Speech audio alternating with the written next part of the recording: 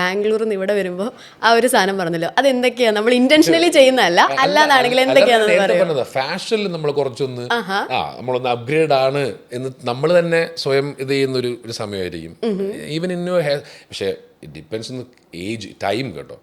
ഇപ്പോഴേ നമ്മൾ അതല്ല, ഇപ്പം നമ്മൾ കേരളത്തിൽ അതൊന്നും ഒരു വിഷയമുള്ള ബാംഗ്ലൂരിൽ പോയിട്ട് വന്ന എന്താ, ഞാൻ ടോക്കിംഗ് ഇപ്പോൾ ഇയേഴ്സ് ബാക്ക് അതൊരു ഭയങ്കര സംഭവമായിരുന്നു. ബാംഗ്ലൂരിൽ നിന്ന് വന്ന ആളെന്ന് പറയുമ്പോൾ ഞാൻ കോളേജ് പഠിക്കുന്ന സമയത്തൊക്കെ നമ്മൾ +2 കഴിയുമ്പോഴേ ക്രൈസ്റ്റിൽ പഠിക്കാൻ പിള്ളേർ പോകുമ്പോൾ നമ്മൾ ക്രൈസ്റ്റിൽ പോകുന്നു.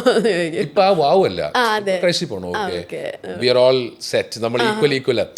അവിടെ എന്തോ ആ സമയത്ത് ഞാൻ പറഞ്ഞുകൊണ്ടിരിക്കുന്നത്, ഡോണ്ട് ജഡ്ജ് ബൈ ഇത് ഏജ്, ഈ ടൈമുമായിട്ട്.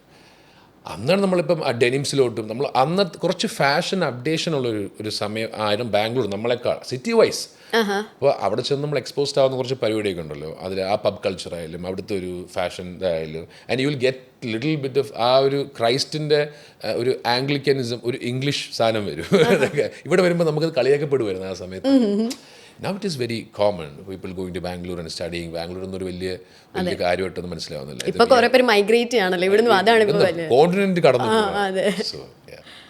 ചേട്ടൻ്റെ നമ്മൾ കുറേ വീഡിയോസൊക്കെ കാണുമ്പോൾ അതിൻ്റെ താഴെയുള്ള കമൻറ്റ്സ് ചേട്ടൻ കണ്ടിട്ടുണ്ടാവുമായിരിക്കും. അതായത് ചേട്ടൻ്റെ അപ്പിയറൻസിനെ കുറിച്ച് വരുന്ന കമൻറ്റ് ഒരു വിക്രം പ്ലസ് പൃഥ്വിരാജ് കോമ്പിനേഷൻ. പക്ഷേ എനിക്ക് നേരിട്ട് നോക്കിയിട്ട് എനിക്കൊരു ചെറിയ വിക്രം കോമ്പിനേഷൻ തോന്നുന്നു. അതുപോലെ ഒരു ടർക്കിഷ് ആക്ടറുണ്ട്, ഇംഗ്ലീഷ് ടീച്ചർ ആയത് കാരണം എൻ്റെ പ്രൊനൗൺസിയേഷൻ കറക്റ്റ് ആണോ എന്ന് എനിക്കറിയത്തില്ല. യെസ് ജാനിയമ്മൻ. പുള്ളിയെ പോലെ ഇരിക്കുന്നു. അപ്പം ഞാനിതൊന്ന് ഗൂഗിൾ ചെയ്ത് നോക്കിയപ്പം എനിക്കൊരു ചെറിയ സിമിലാരിറ്റി തോന്നി. അപ്പം അതിന് അദ്ദേഹവും എപ്പോഴും ഡെനിം പരിപാടിയും ഒരു ചെയിനൊക്കെ ആയിട്ട് താടിയൊക്കെ ആയിട്ട് broad. So Joy was very similar to that kind of attire. അപ്പോൾ അതുകൊണ്ടാണ് അന്ന് ആ പുള്ളിയായിട്ട് കമ്പാരിസൺ വന്നത് കുറേ നാൾ. ഇപ്പോൾ ഇടയ്ക്കിടയ്ക്ക് അത് പോപ്പ് ചെയ്യുന്നതാണ്, ഏതെങ്കിലും എൻ്റെ ചില ഫോട്ടോ അപ്ലോഡ് ചെയ്യുന്നതാണ്. ഒരു വിക്രം ലുക്കൊക്കെ പറഞ്ഞിട്ടില്ലേ? ഇതൊക്കെ അവൾ പറഞ്ഞ സാധനങ്ങൾ, കേട്ട സാധനങ്ങളാണ്. ഓക്കെ. അപ്പം അങ്ങനത്തെ കോംപ്ലിമെന്റ്സ് കേൾക്കുമ്പോൾ ചേട്ടൻ എന്താ ഫീൽ ചെയ്യുക? ഞാൻ ടു ബി റിയലി ഓണസ്റ്റ്, അതെന്നെ സന്തോഷിപ്പിക്കുന്നൊന്നുമില്ല. I just take it lightly, I smile. കാരണം ഞാൻ ഭയങ്കര ഞാനെന്നുള്ള വ്യക്തിയാണ്. ഞാൻ കുറച്ച് എൻ്റെ ഐഡൻറ്റിറ്റി യൂണീക്ക് ആയിരിക്കണമെന്ന് വിചാരിക്കുന്ന ഒരാളാണ്. So no comparison of resemblance will make me really excited. പക്ഷേ ഇവരൊക്കെ പറയുമ്പോൾ ഒരു ഓക്കെ ചിരിക്കും, അതല്ലാതെ ഒരു എന്നെ അങ്ങനെ ഫീൽ ചെയ്യിപ്പിക്കുന്നതല്ല ഈ കമ്പാരിസൺസ് ഒന്നും. ഒരു ടീച്ചർ ആയതുകൊണ്ട് ഞാൻ ചോദിക്കട്ടെ, ഈ നമ്മളിങ്ങനെ ആൾക്കാരോട് സംസാരിക്കുമ്പോഴോ അല്ലെങ്കിൽ നമുക്കിങ്ങനെ ക്ലോസ് ആയിട്ടുള്ള ആൾക്കാരോ ഒക്കെ എന്തെങ്കിലുമൊക്കെ സംസാരിക്കുമ്പോൾ പ്രൊനൗൺസിയേഷനൊക്കെ തെറ്റിച്ച് പറയുമ്പോൾ ദേഷ്യം വരാറുണ്ടോ അല്ലെങ്കിൽ തിരുത്തി കൊടുക്കാറുണ്ടോ? ദേഷ്യമൊന്നുമില്ല, ബിക്കോസ് എൻ്റെ എല്ലാ പ്രൊനൗൺസിയേഷനും കറക്റ്റ് അല്ല എന്ന് വിശ്വസിക്കുന്നതാണ്. പക്ഷേ എനിക്ക് അറിയാവുന്നതിനെ ഞാൻ കറക്റ്റ് ചെയ്യാൻ ഒരു ടെൻഡൻസി ഉണ്ട്, ഒരു ഇൻസ്റ്റിങ്ക്റ്റ് ഉണ്ടാവും നമ്മുടെ ഉള്ളിൽ, അല്ലേ? അത് എൻ്റെ വൈഫ് എപ്പോഴും പറയും, ഇത് നമ്മളിങ്ങനെ പറഞ്ഞാൽ മതി. എവിടെയോ നമുക്ക് ഫിനറ്റിക്സ് ഒക്കെ പഠിപ്പിച്ച സമയത്തൊക്കെ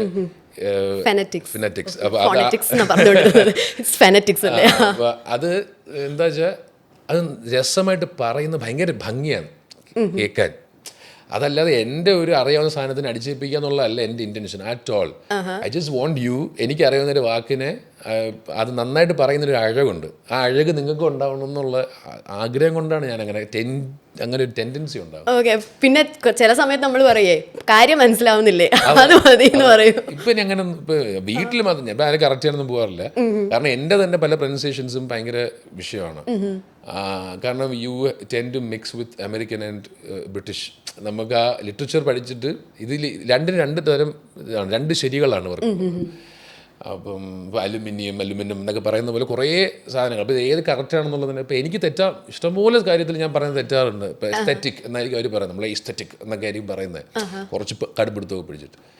പക്ഷേ ഇറ്റ്സ് ഓൾവേസ് ഗുഡ് അങ്ങനെ ആ വാക്കിനെ നല്ലതായിട്ട് പറയുന്നത് കേൾക്കാൻ നല്ല നമ്മൾ സംസാരിച്ച് കഴിയുമ്പോഴത്തേക്കും എസ്തറ്റിക് ഇതിൻ്റെ നമ്മൾ വൊക്കാബുലറിയിൽ നിന്ന് പറഞ്ഞു പോകില്ലേ, ആ പറയുമ്പോൾ ചിലപ്പോൾ അതിന് എസ്തറ്റിക് എന്നൊന്നും പറയില്ല. അപ്പോൾ ഇത്രയും ഒരു സാധനങ്ങൾ ശ്രദ്ധിക്കാൻ ആദ്യമൊക്കെ ഞാൻ കുറച്ച്, because I loved phonetics. എനിക്ക് അതാ സംഭവം. People used to hate phonetics. I loved that paper. ഒരു പേപ്പർ ഉണ്ട് ഞങ്ങൾക്ക് പഠിക്കാൻ, എപ്പോഴും അവർ എല്ലാവരും കളിയാക്കുന്ന ഒരു പീരീഡാണത്. എല്ലാവരും സാർ പഠിപ്പിക്കുമ്പോൾ ആ അധ്യാപകന് അങ്ങനെ പറഞ്ഞേ പറ്റൂ, ലാൻഡൻ എന്നൊക്കെ പഠിപ്പിക്കും. ഇപ്പം ഞങ്ങളന്ന് കളിയാക്കുന്നു, ലാൻഡൻ എന്നൊക്കെ പറഞ്ഞ് കളിയാക്കും.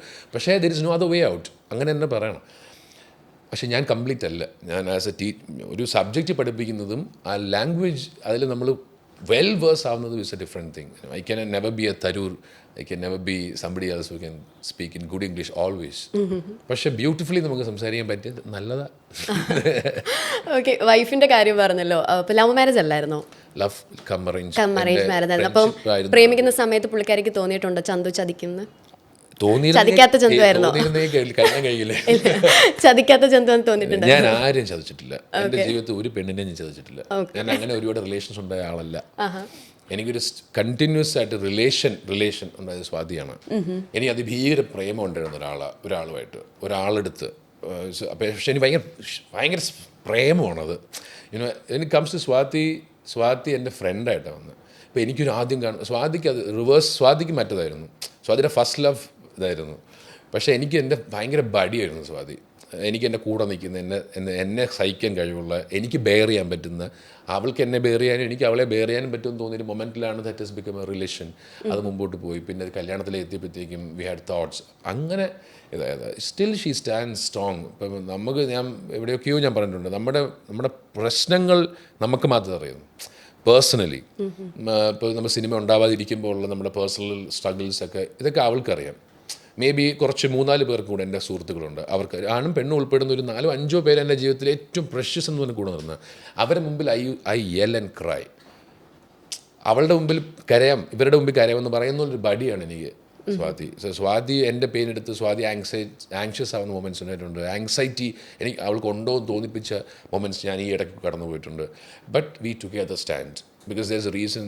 മുമ്പൊക്കെ എനിക്ക് വേണ്ടിയായിരുന്നു. ഇപ്പോൾ ഫോർ ദ ബേബി. എനിക്ക് അവിടെ കിടക്കുന്ന കുഞ്ഞിനെ അവൻ്റെ സ്റ്റാൻഡേർഡ്സിലേക്ക് അവന് നാളെ വളരെ പ്രൗഡായിട്ട് പറയാൻ പറ്റണം, ദിസ് ഈസ് മൈ ഫാദർ എന്ന്. അത് we didn't fail, he didn't fail as എന്ന് പറയാൻ പറ്റണം. അതുകൊണ്ടാണ് ഞാൻ കുറച്ചും കൂടെ ഒരു തീവ്രമായിട്ട് ഞാനിപ്പം ഇതിനെ അപ്രോച്ച് ചെയ്യുന്നത്. എനിക്ക് എന്നെ ചവിട്ടനും ഒതുക്കാനും ഒക്കെ നോക്കുന്നത് പോലെ തോന്നിയാൽ പോലും, സൈഡ് ലൈൻ പോയാൽ പോലും വീണ്ടും I just want to come and do it. അതുപോലെ ശുക്രൻ സംഭവിച്ചത്. I believe in good people. അപ്പോൾ one day Shukran team has come. അവരെൻ്റെ അടുത്ത് കഥ പറഞ്ഞു. അവർ വളരെ വാല്യൂ തന്ന് കഥ പറഞ്ഞു. നിങ്ങൾ ചെയ്ത് നന്നാവുമെന്ന് പറഞ്ഞ് കഥ പറഞ്ഞു. With the due respect they have given. They wanted me to do the character. That is how you have to go for a character എന്ന് ഞാൻ വിശ്വസിക്കുന്നത്. അവർക്ക് ഞാൻ ചെയ്യണം അത്. And once that is done അവർ പറയുകയും ചെയ്തു.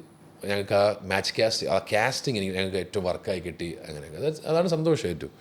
അപ്പോൾ എൻ്റെ ഒരു വേറെ ഏരിയ അവർക്ക് എക്സ്പ്ലോർ ചെയ്യാനും പറ്റുമല്ലോ ഈ സിനിമ വഴി. എനിക്ക് അങ്ങനെ ഒരു, നിങ്ങൾ കാണുമ്പം വേറെ ഇൻ്റർവ്യൂവിൽ ചോദിച്ചു. അപ്പോൾ എൻ്റെ അടുത്ത് ആദ്യ എന്ന് പറയുന്നത് എൻ്റെ ഹീറോയിൻ ഇരിപ്പുണ്ട്.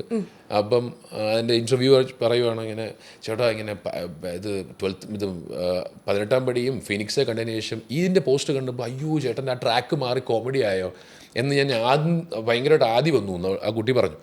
ഞാൻ immediately responded that you will change ഇത് കാണുമ്പോൾ, സിനിമ കാണുമ്പോഴാണ്.